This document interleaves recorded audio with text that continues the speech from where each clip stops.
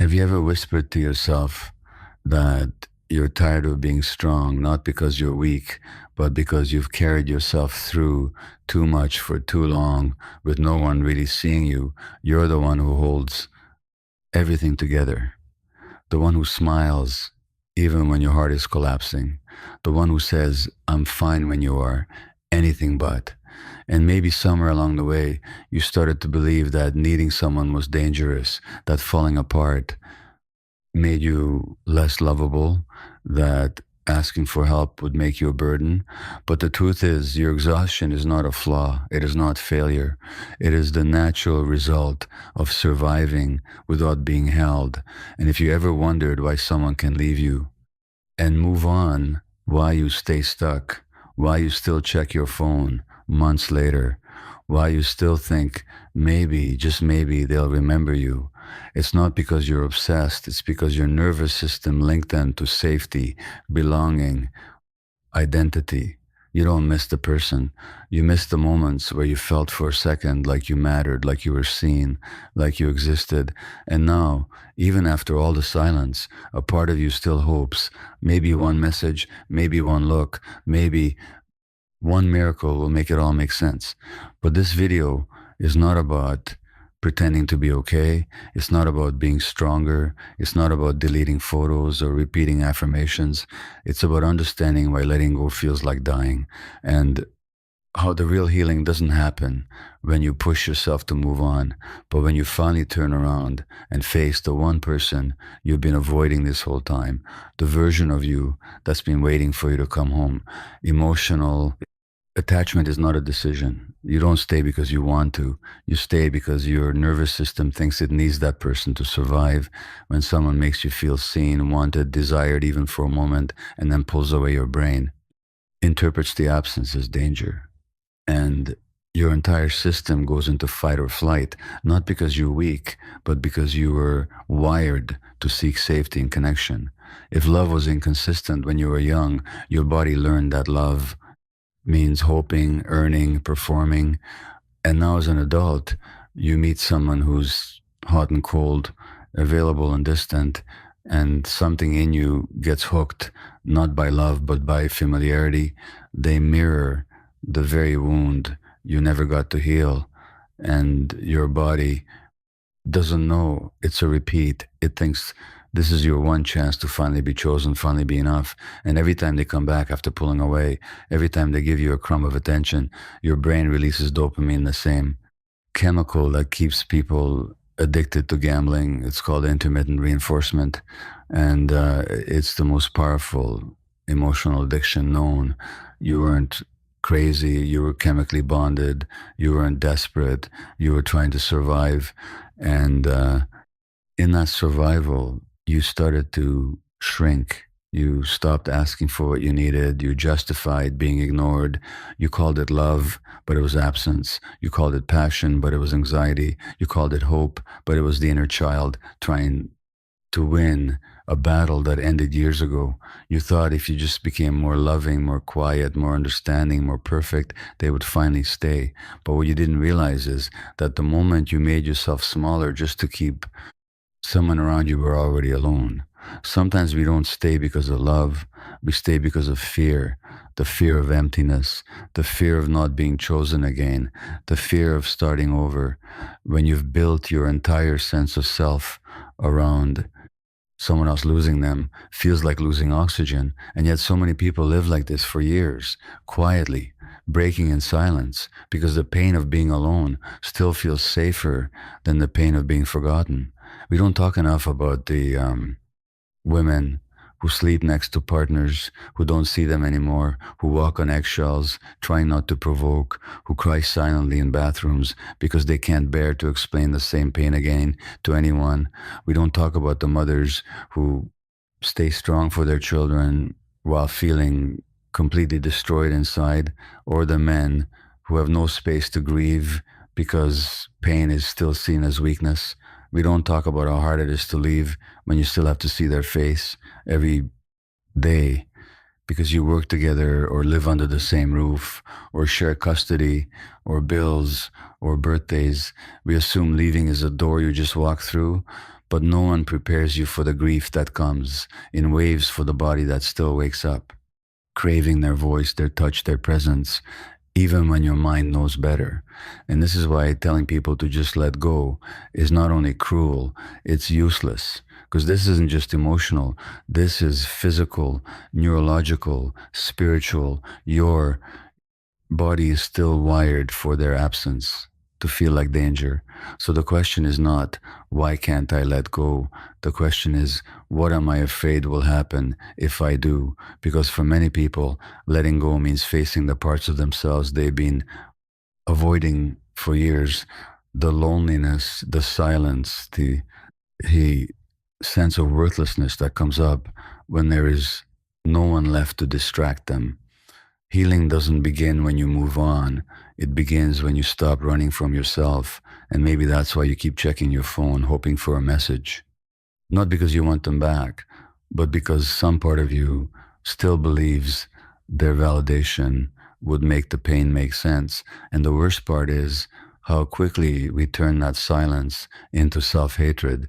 We start telling ourselves, I wasn't enough. I must have done something wrong. If I was more beautiful, more interesting, more calm, more lovable, maybe they'd still be here.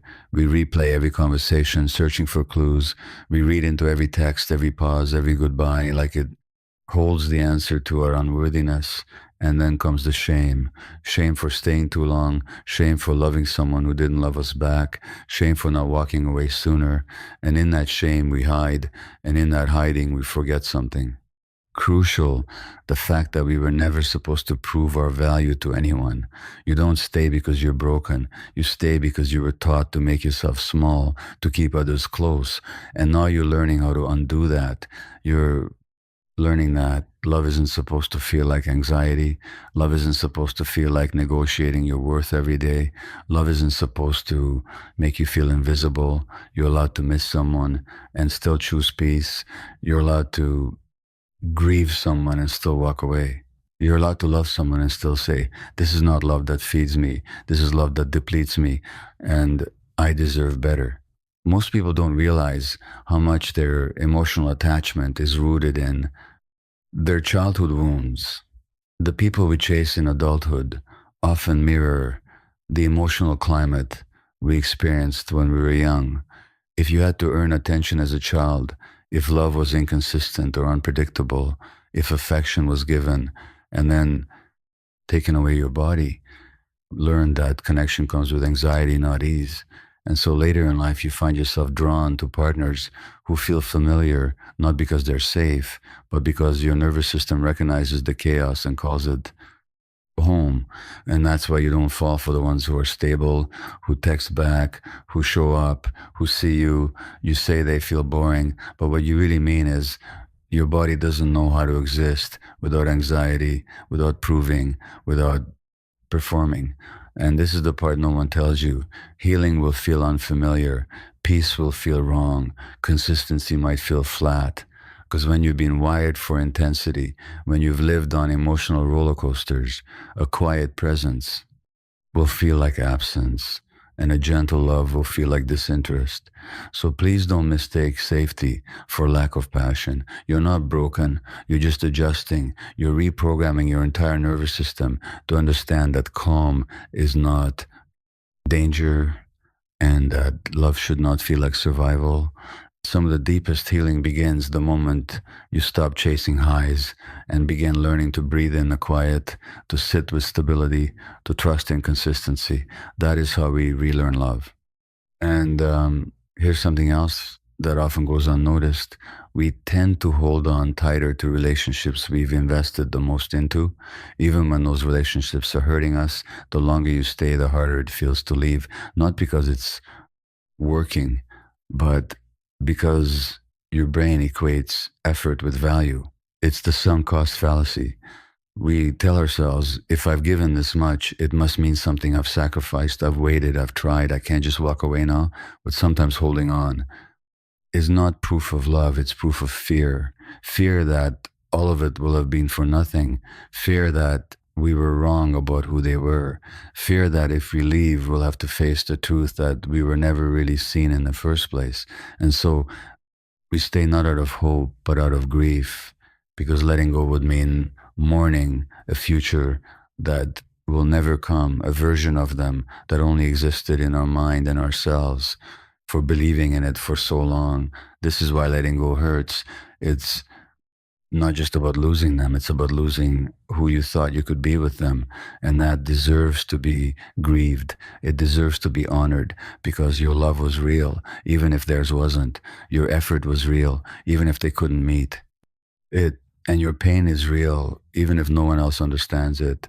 Healing doesn't always look like breakthroughs. Sometimes it looks like sitting alone in your room and not texting them, even when every cell in your body wants to. Sometimes it looks like crying into your pillow because you finally admitted to yourself that it's over. Sometimes it looks like deleting old photos, then restoring them, then deleting again because your heart and your mind are not on the same page. Healing is messy, it is circular. You'll have moments where you feel strong and whole and ready, and the next day you'll miss them so much you feel like you can't breathe, and you'll think you're going backwards, but you're not. You're spiraling upward, and every loop brings you closer to yourself. The truth is, most of us weren't taught how to grieve. We were told to be strong, to move on, to stay busy, to replace what was lost. But grief doesn't follow a calendar, and healing doesn't follow a timeline there.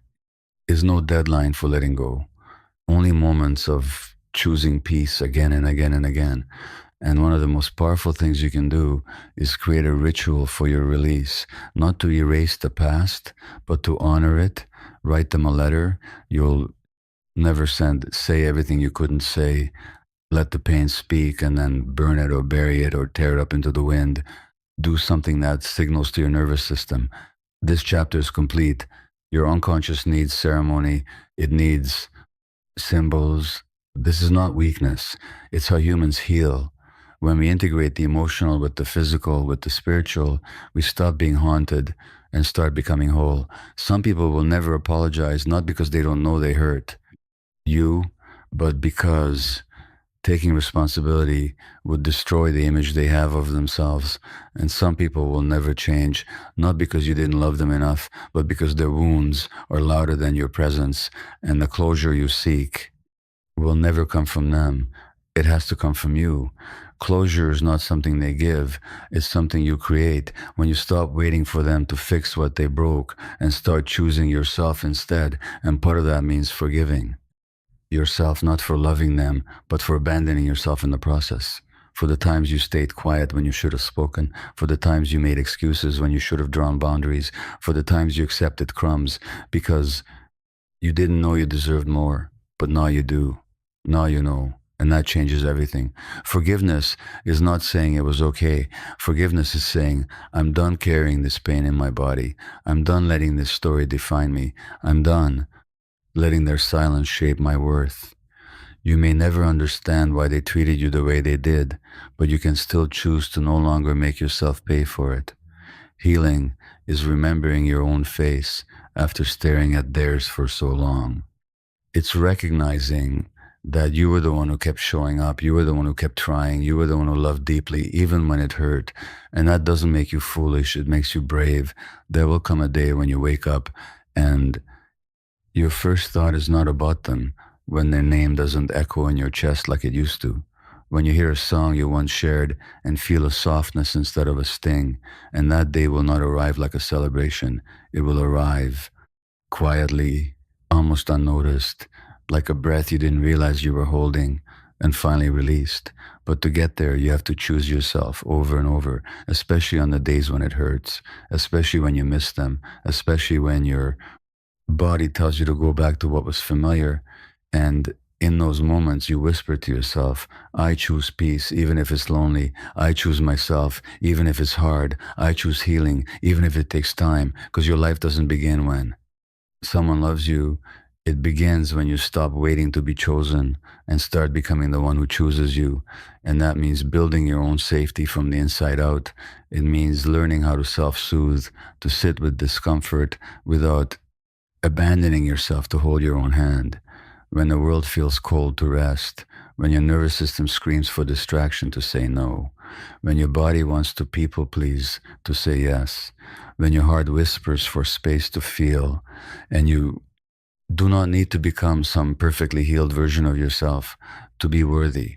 You are already worthy. As you are messy, emotional, in process, you are not broken, you are becoming.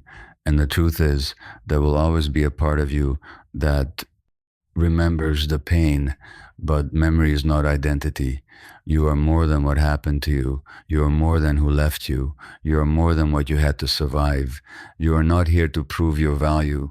You are here to remember it.